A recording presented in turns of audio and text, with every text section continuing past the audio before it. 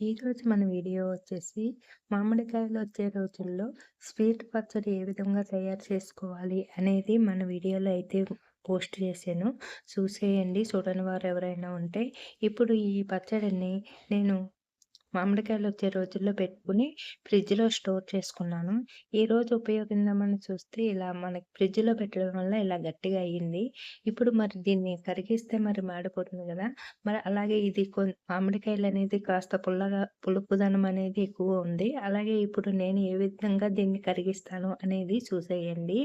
అలాగే ఇలా మనకి మామిడికాయలొచ్చే రోజుల్లో తురుముకొని బెల్లంతోటి లైట్ పాకం పట్టుకొని ఇలా ఫ్రిడ్జ్‌లో పెట్టుకున్నారనుకోండి సంవత్సరం అంతా నిల్వ ఉంటుంది. ఇప్పుడు నాకు ఎంత కావాలో అంత తీసుకొని, ఇప్పుడు ఉపయోగించడానికి సరిపడా అయితే నేను తీసుకుంటాను. అలాగే ఇంకా కాస్త పులుపు ఎక్కువుంటే ఇలా బెల్లాన్ని కూడా మనం కొద్దిగా యేసుకుందాము. యేసుకొని మళ్ళీ మనకి కొద్దిగా పలసగా అయ్యేటట్టు కరిగించుకొని ఎలా అనేది ఇప్పుడైతే మీకైతే చూపించేస్తాను. ముందుగా నేనైతే ఒక గిన్నె తీసుకొని కొద్దిగా పావు కప్పు వాటర్ అయితే యేసుకున్నాను. ఇక్కడ చూపిస్తున్న విధంగా 2 స్పూన్లు బెల్లాన్ని ఇలా యేసుకోవాలి. ఇప్పుడు స్టవ్ పై పెట్టి స్టవ్ ఆన్ చేసుకొని, ఈ బెల్లాన్ని కరిగేటంత వరకు చూడండి ఇక్కడ చూపిస్తున్న విధంగా. ఇంకా ఇలాగా బెల్లం మరీ పాకం రావాల్సిన అవసరం లేదు. ఇలా బెల్లం అంతా కరిగిన తర్వాత మనకి ఎంత కావాలో అంత ఈ స్వీట్ పచ్చడిని తీసుకొని ఇందులో యేసుకోవాలి. ఇలా చూడండి ఇక్కడ చూపిస్తున్న విధంగా నేను ఒక 2 టేబుల్ స్పూన్లు పచ్చడినైతే ఈ బెల్లం తురుములోకైతే యేసుకున్నాను. ఇలా ఉన్నది మళ్ళీ స్టోర్ చేసేసుకుందాము. ఇది సంవత్సరమంతా నిలువ ఉంటుంది.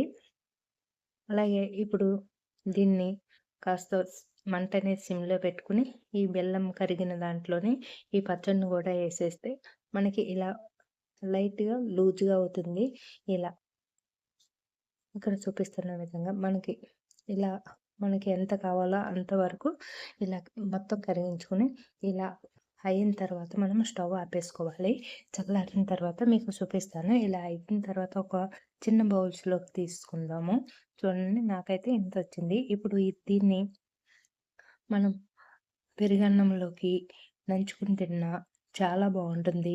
లేదు ఇడ్లీల్లో కానీ, దోసలోకి కానీ, చపాతీల్లోకి కానీ హల్వాలాగా యేసుకున్నా కూడా చాలా టేస్టీగా ఉంటుంది. ఇక్కడ మీకు చూపిస్తాను చూడండి. ఇలాగా మనము దోసలోకైతే ఇప్పుడు నేను ఉపయోగిస్తున్నాను. అలాగే చపాతీల్లో కూడా ఏ విధంగా ఉపయోగించాలనేది ఇప్పుడైతే చూపిస్తాను. బాగా చల్లారిపోయిన తర్వాత ఇలా అయితే అయింది గదా! ఇప్పుడు నేను దోసలోకైతే యేసుకొని చూపిస్తాను మీకు. ఇది దోసలోకి, చపాతీ, పూరి ఇంకా పెరుగన్నంలోకి చాలా అంటే చాలా టేస్టీగా ఉంటుంది. ఇలా ముక్క తుంచి ఇలా దీనికి అద్దుకుని దోసలో ఇలా తింటే చాలా టేస్టీగా ఉంటుంది. సూపర్‌గుంది. ఇంకా దోస మొత్తం ఖాళీ చేసేస్తారు. పిల్లలు, పెద్దలు గూడా చాలా ఇష్టపడతారు. చూడండి ఇలా పెట్టుకొని తిన్నామంటే చాలా టేస్టీగా ఉంటుంది. అలాగే ఈ స్వీట్ ఇష్టపడే వాళ్ళు ఇలా చేసుకోవచ్చు. ఇంకా స్వీట్ ఇష్టం లేదనుకునే వాళ్ళు ఇలా తురుముకుని గూడా మనము కారం కలుపుకొని గూడా చేసుకోవచ్చు. దీంట్లో లైట్‌గా కారం కలిపాను. ఇప్పుడు దోస అయిపోయింది గదా! ఇప్పుడు చపాతీలోకి ఏ విధంగా ఇది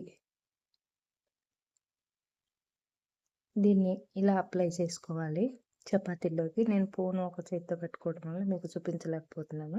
చూడండి ఇలా మొత్తం చపాతీకంతా ఇలా ఈ స్వీట్ పచ్చడిని ఇలా అప్లై చేసుకొని ఇలా రోల్‌లాగా చుట్టుకోవాలనమాట. ఇలా చుట్టుకున్న తర్వాత ఇలా తినేయొచ్చు. ఇలా చుట్టి పిల్లలకి అందించారనుకోండి చాలా ఇష్టంగా కూడా తినేస్తారు చపాతీతోటి. స్వీట్‌గా, కారంగా చాలా బావుంటుంది ఈ పచ్చడనేది. అలాగే పెరుగన్నంలో కూడా చాలా బావుంటుంది. మరి ఈ వీడియో నచ్చితే లైక్ చేయండి, షేర్ చేయండి. మన ఛానెల్‌ని సబ్స్క్రైబ్ చేసుకోండి.